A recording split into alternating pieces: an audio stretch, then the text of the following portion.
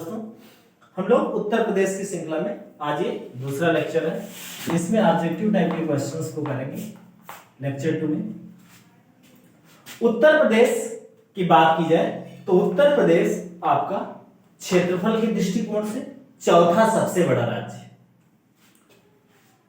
क्षेत्रफल की दृष्टिकोण से चौथा सबसे बड़ा राज्य है।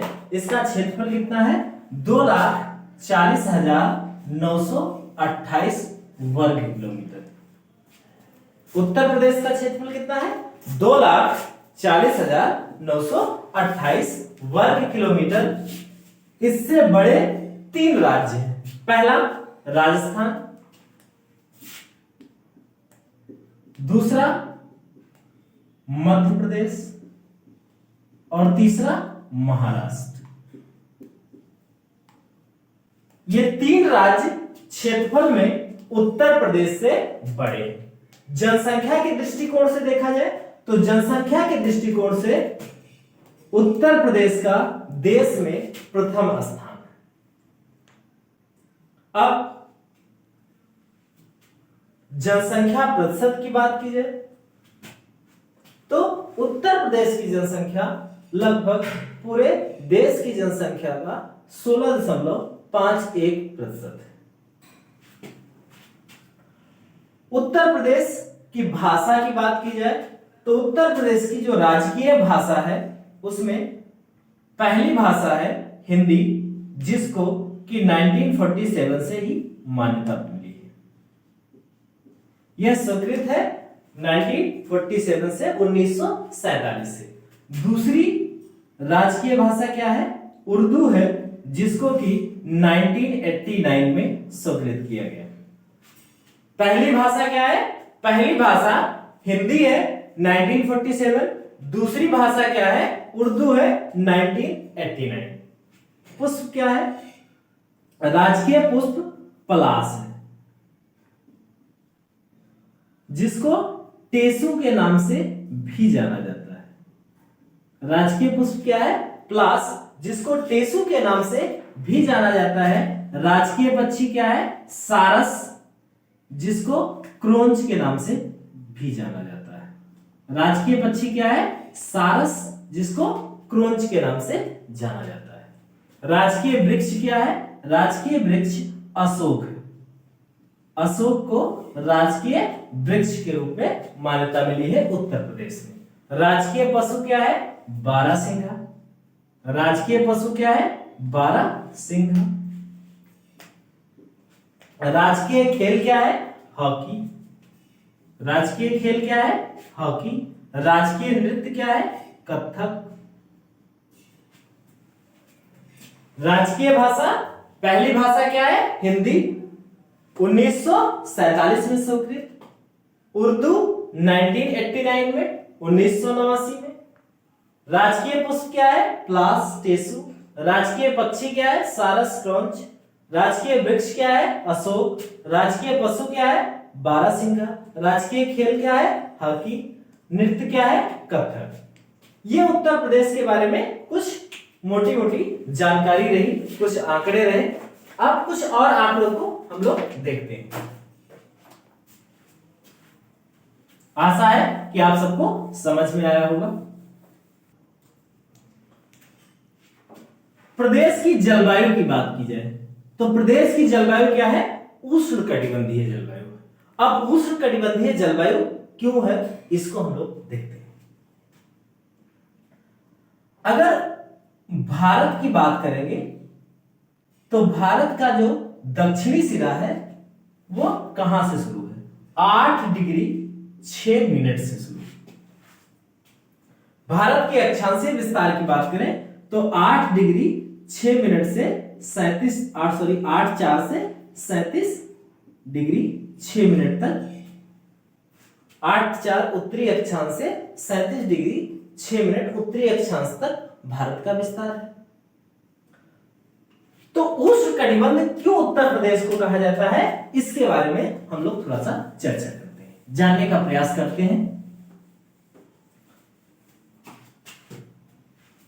आप अगर देखेंगे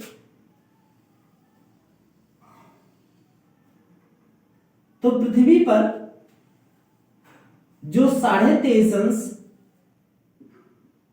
उत्तरी अक्षांश और 23.5 दक्षिणी अक्षांश, इसका मतलब कर्क रेखा और मकर रेखा के बीच का जो क्षेत्र है, कर्क रेखा और मकर रेखा के बीच का जो क्षेत्र है,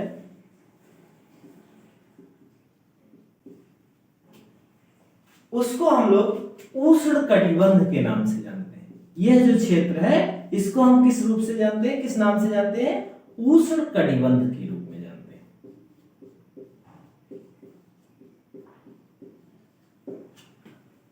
जो कर्क रेखा है यह भारत के लगभग बीचों बीच से गुजरती है।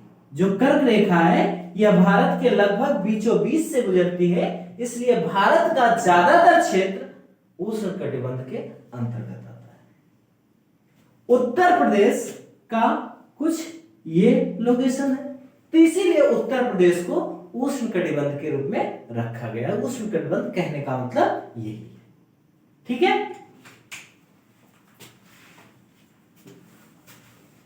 आगे देखते हैं।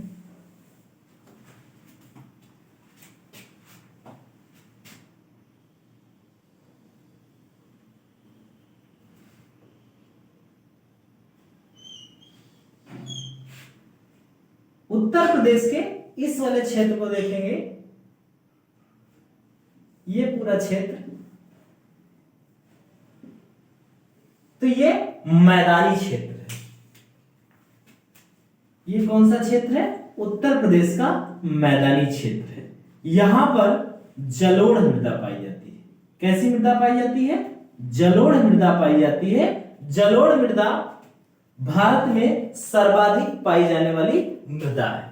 जलोढ़ मृदा दो प्रकार की होती है, एक खादर और दूसरी बांगर मृदा।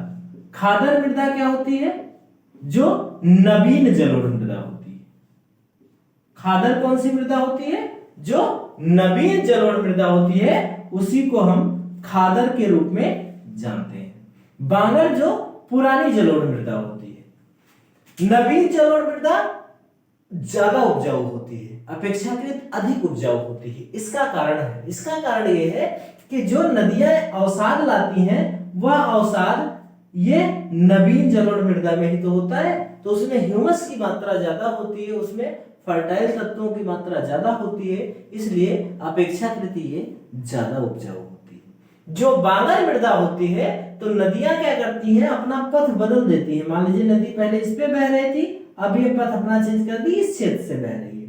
तो जो यहाँ अवसाद डाली थी उस पे 25 साल 30 साल से खेती हो रहा है और वहां पर समुचित फसल चक्र का उपयोग नहीं किया जा रहा है, वहां पर कोई फर्टिलाइजर का उपयोग नहीं किया जा रहा है। इस कारण यह क्या होती है? धीरे धीरे ऊसर भूमि में तब्दील हो जाती है या अनउपजाऊ क्षेत्र में तब्दील हो जाती है। इसीलिए इसको बांगर मृदा कहते हैं, या हम यूं कह सकते हैं कि जो बांगर मृदा होती है वह कम उपजाऊ होती है। इसका एक सबसे बड़ा कारण है कि फसल चक्र का उपयोग ना हो पाना और उचित समय पर फर्टिलाइजर का उपयोग ना करना, उर्वरकों का उपयोग ना करना। तो उत्तर प्रदेश भारत के विशाल मैदान का भी एक हिस्सा है। भारत का जो विशाल मैदान है वो, या उत्तरी भारत का अगर हम मैदान की बात करें तो उसमें उत्तर प्रदेश का अहम हिस्सा। उत्तर प्रदेश, बिहार, पश्चिम बंगाल, गंगा नदी यहीं से तो निकल जाती है। वे गंगा नदी कहाँ? पश्चिम बंगाल से निकलकर अरब सागर की ओर जाती है, सॉरी बंगाल की खाड़ी की ओर, अरब सागर नहीं, बंगाल की खाड़ी की ओर। तो जो गंगा और यमुना का क्षेत्र है वही तो उत्तर भारत के मैदान का हिस्सा है, तो इसीलिए यह नदियां इस क्षेत्र का निर्माण करती हैं और इसमें सर्वाधिक उपज होती है। ठीक है, आशा है कि आप सबको समझ में आया होगा। ओके, मिलते हैं नेक्स्ट लेक्चर में।